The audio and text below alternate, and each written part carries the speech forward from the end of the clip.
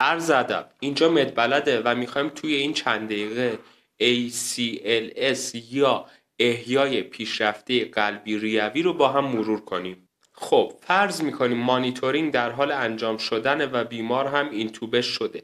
ریتمای قلبی که ما داریم به دو دسته شوکیبل و آن شوکیبل تقسیم میشن.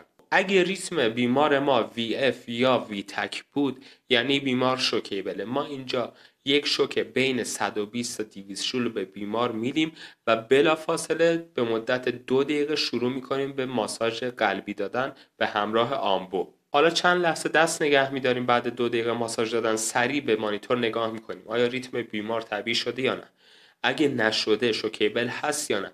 اگه شوکیبل هست سریع بین 120 تا 200 شول دوباره یک شوک بهش وارد میکنیم که ترجیحاً اگه بزرگساله 200 شول باید باشه و دوباره به مدت 2 دقیقه سریع شروع به ماساژ قلبی و آمبو دادن میکنیم و تو این فاصله 1 میلی گرم اپینفرین از راه آیوی که برای بیمار گرفتیم به بیمار تزریق میکنیم تا بعد 2 دقیقه دوباره چند لحظه دست نگه داریم و ببینیم که ریتم بیمار چطوره.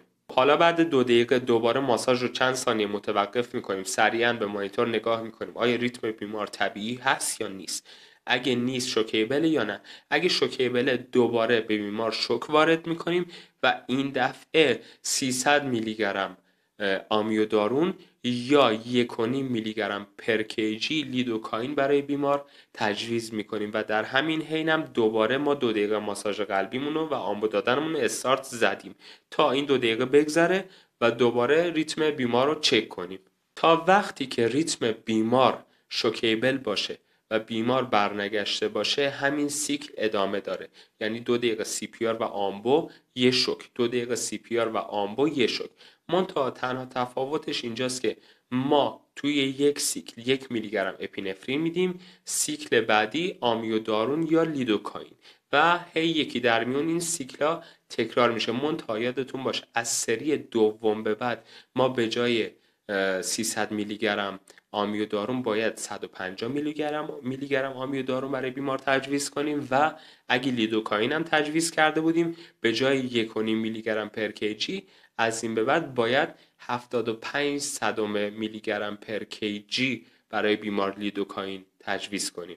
این روند احیا حداقل 40 دقیقه باید انجام بشه. فقط توجه کنید اگه همون اول ریتم بیمار آن شوکیبل بود یا توی سیر شوکیبلی که ما داشتیم انجام میدادیم هر کجا دیگه ریتم غیر طبیعی بود ولی شوکیبل نبود، یعنی آن شوکیبله و ما میاریمش توی روند آن شوکیبل.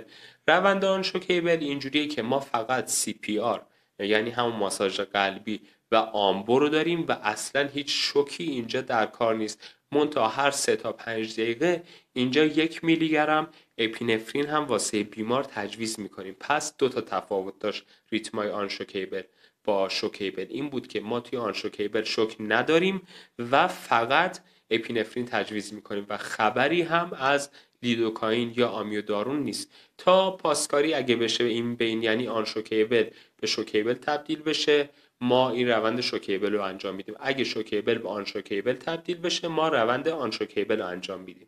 خب امیدوارم که این ویدیو براتون مفید بوده باشه و اگه احیانا سوالی هم داشتید همین زیر برای ما کامنت کنید و حتما به کامنتتون جواب میدیم در اسرع وقت. ممنون میشم اگه این ویدیو رو لایک کنید و کانال ما رو سابسکرایب کنید.